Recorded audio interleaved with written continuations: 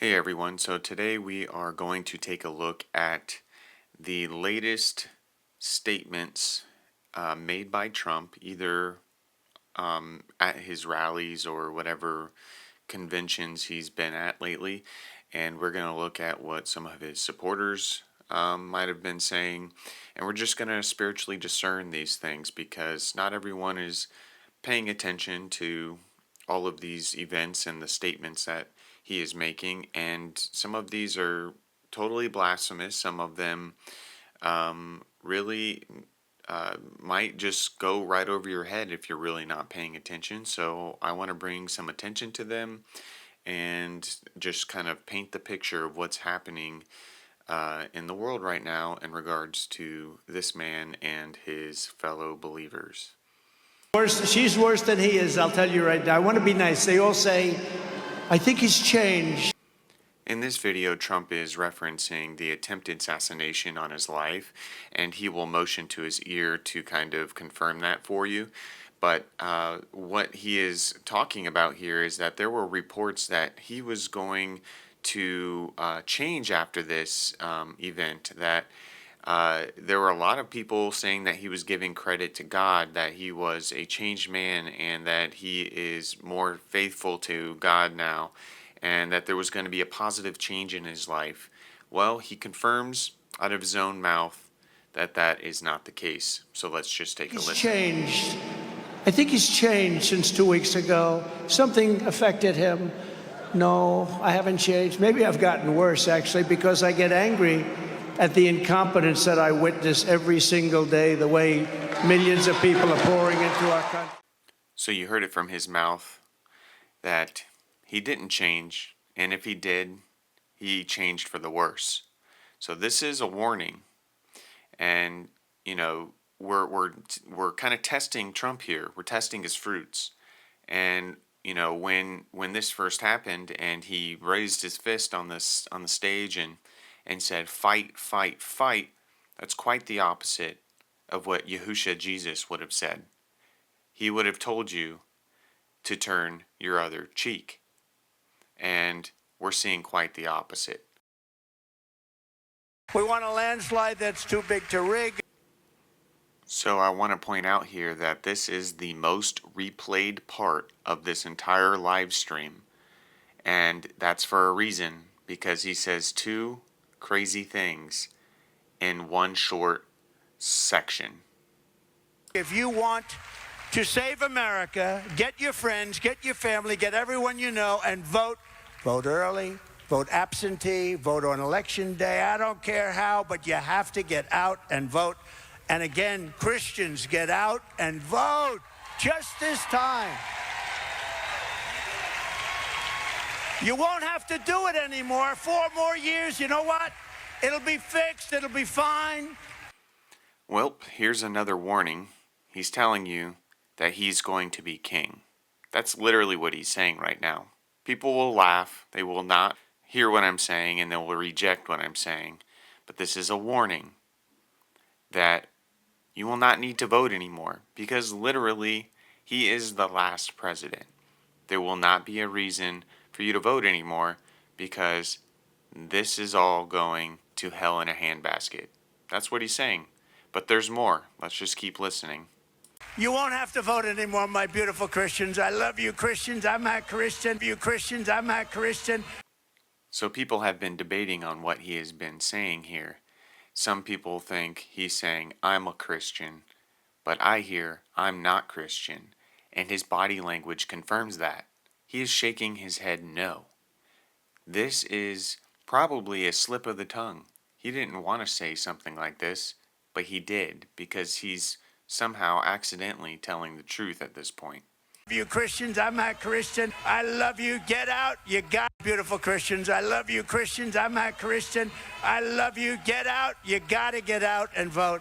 In 4 years, you don't have to vote again. We'll have it fixed so good you're not going to have to vote. This next video was a video that Trump posted on his Truth Social website. And so I just want to mention this for people that probably haven't really considered this, but Trump made a place where you can go to his website, for the quote unquote truth. And we know that Trump is not the way, the truth, and the life. So just want to point that out. But this video here has multiple supporters at a rally saying some really crazy things. So let's take a look. President of the United States, you're the leader of the world. The world needs you. This lady is confirming that Trump is the world leader, at least when he returns, because most people understand that United States is the leader of the world. It is the most powerful. It has the most military bases everywhere. And she is essentially claiming that she needs Trump, or the world needs Trump. In other words, saying that Trump will save the world. So excited to see this crowd. We've got to make Donald Trump our president, to make America great again. Mr. President, we the people, we're here for you. It's MAGA 2024, Trump Vance, fight, fight, fight. So happy to be here. Beautiful day in Pennsylvania. Pennsylvania is a massive swing state, and we know Trump loves PA and cares about us, and we're so excited to see what he can do. I'm here in Harrisburg, Pennsylvania at my very first political rally ever. I'm here to support our future president, President Trump, because our country needs this now more than ever. America is going in the can. The rest of the world sees it. We need President Trump to come back and save us again. Go Trump! There's a lot to unpack with this man, what he just said. He basically said, we need Trump to come back and save us again. So, spiritually, I hear messianic vibes out of this statement, because we all know that Yahushua Jesus is supposed to come back and save us and deliver us from this world. And so this man essentially said that Trump needs to come back and save us, as if they're waiting for him on a second return, on his descent from the heavens, essentially. That's what I hear. And then I realized last night I was speaking to a great group of people, Christians, all Christians, and they've been horribly treated by this administration. Today I spoke to Bitcoin crypto. So I went from Christians to Bitcoin, and now I'm with you in Minnesota. Many people in the conspiracy circles are seeing this as a kind of a link or a connection spiritually to the mark of the beast, because many people believe that Bitcoin will be part of the buying and selling aspect of the mark of the beast, because it's digital and it can be more easily controlled in a beast system. So it's very interesting that he emphasizes that he went from a Christian conference to a Bitcoin conference, and is just kind of, it's just interesting that he does that. So if you're kind of reading in between the lines, you can see where you could get this, just angle of that, he's involved with Bitcoin and the beast and the mark of the beast and the buying and selling thing. So just wanted to kind of show that here, because it is kind of interesting, even though I don't necessarily align with the whole Bitcoin mark of the beast buying and selling aspect thing. We cover a lot of territory. Think of that. So Christians to Bitcoin to Minnesota, we cover a lot of territory. But I thought last night, as I was speaking to this incredible group of evangelicals and a lot of others of faith, it's, you like that, don't you, huh? Oh, I said something you like to hear? Let me say it again. Let me really just tickle your ears.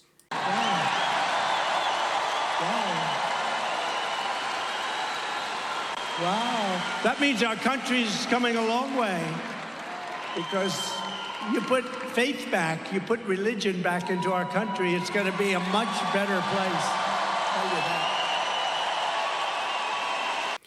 I just want to say, don't be deceived by this kind of statement that he makes about putting faith and religion back, because there is a lot of people that really doubt that the true faith of America, and the God that is written on the dollar bills is the God of the Bible.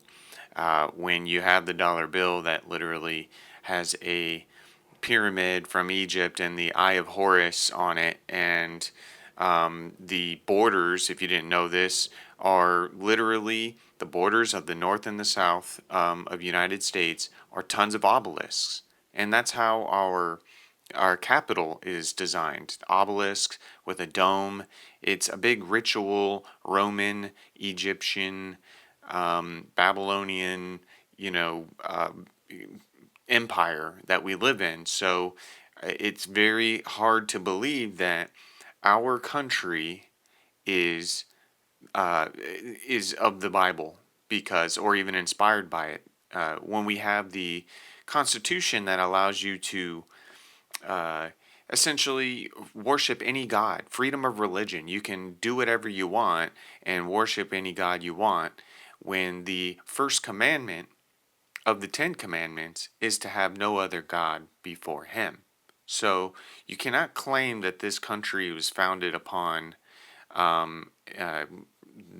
God's word or the Bible, because we literally allow you to have any god you want, and there's idolatry all around this country. This is a Truth Social post from Trump, and I just wanted to point it out because I thought it was interesting, because he claims that the world would be much different under Trump. There would be no inflation, and likely there would be no more wars, and so he's claiming to be a peacemaker. Here's another Truth Social post where Trump is basically pandering and projecting. So right now he is claiming that Kamala Harris is persecuting Catholics, and that essentially Jewish people are treated even worse. And so I just want to point out here that this is, to me, a warning of what's to come when he becomes president, and he's just projecting what the danger that comes to those who believe in Messiah.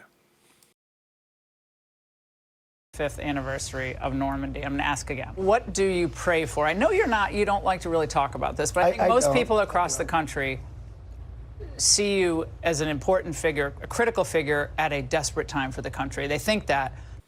It's almost as if she's alluding to him being some sort of messianic figure or something. And they want to know that you believe there's something more than just this movie. Well, I do. I think one of the reasons that our country has lost sort of everything, it's lost so much, is we don't have religion to the same extent. I mean, you look at those charts, they're so sad. I mean, it's just going bad. And the vagueness of this statement really says it all. What religion is he talking about? Is he talking about Islam? Is he talking about, Hinduism, Christianity? I mean, it really doesn't matter, because religion and all of its different denominations are just man-made things, and religion doesn't make you a better person. Faith in the one true almighty Elohim, Yahweh, is the thing that, brings you to be a better person, not man-made religion. the Democrats were violent and ruthless to religion during COVID. What they did during COVID, people weren't even allowed to meet outside, and they were 10 feet apart in some big field. They'd arrest everybody. They were fascists. They were horrible. That was a very bad time for organized religion. I like how he is projecting really hard right now that the Democrats were the fascists, when literally he was president, and he is the one that came up with the plan of 10 days to slow the spread that turned into many months and years, and he is the self-proclaimed father of the vaccine, and so on and so forth. So he is the one to blame and put all the fingers on. He allowed that to happen, and he's pushing the fingers at the Democrat. But religion, you know, it gives you some hope. Gee, if I'm good, I'm going to heaven. Do you believe in heaven? I do. If I'm good, I'm going to heaven. And if I'm bad, I'm going to someplace else, like over there, right? Trump is really showing his lack of knowledge regarding religion with his statement saying, if I'm just good, I get to go to heaven. And if not, I go to you know where. And I know people are going to think that this is him being a believer and that he believes and has faith. But think about this: Satan knows that God is real, and Satan knows that his hell is real. So he can acknowledge those things perfectly well and fine and still be Satan. But it gives you, there's something that is so good for a country. We lost a lot. When you pray, what do you pray for? Well, I pray for our country. I pray, obviously, I pray for the same thing you pray. Our family and our country. We have a family, we have a country, and I guess we have a world. I pray for the world too. I stopped what could have been world wars. We are very close right now to a world war. When you look at what's going on with Russia, Ukraine, we're spending billions of dollars. Now they want offensive weapons so we can go in and hit Moscow and this. Let me tell you, we're very close to a world war. The Middle East is ready to blow up. And so he starts with his savior message that, you know, we're so close to a world war and that basically he's going to be the one that saves it. I mean, that's his message, and that's been his message for the last few years. I just hope everyone can see that. Trump shared this news article on his Truth Social page that's claiming that Trump will perform miracles in the economy when he returns. So that's all I have for you today, and so I want to leave you with this message from a fellow brother that has been putting out some good messages, and I just wanted to share this with everyone, and maybe go check out his YouTube channel. This is Dr. Cliff Kelly. How about we come out of a false church teaching false Trumpized doctrine, and you're sitting there week after week. I even hear, I'm going to insult somebody here. I hear this from some of my dearest friends. Our pastor's teaching beautifully. He's teaching magnificently. He's teaching the word. He's teaching no compromise. And 2/3 of the congregation is behind Trump. Is there something wrong with that, do you think? Something wrong with that? There's everything wrong with that. He won't call it out. They won't call it out. What all this means, beloved, is to break fellowship. Bible calls for it. We haven't seen it in 50 years, but that's the same Bible. He's the same yesterday, today, and tomorrow, and you know, forever. What the heck? We must have something changed, but it wasn't God, and it wasn't his book. It's us.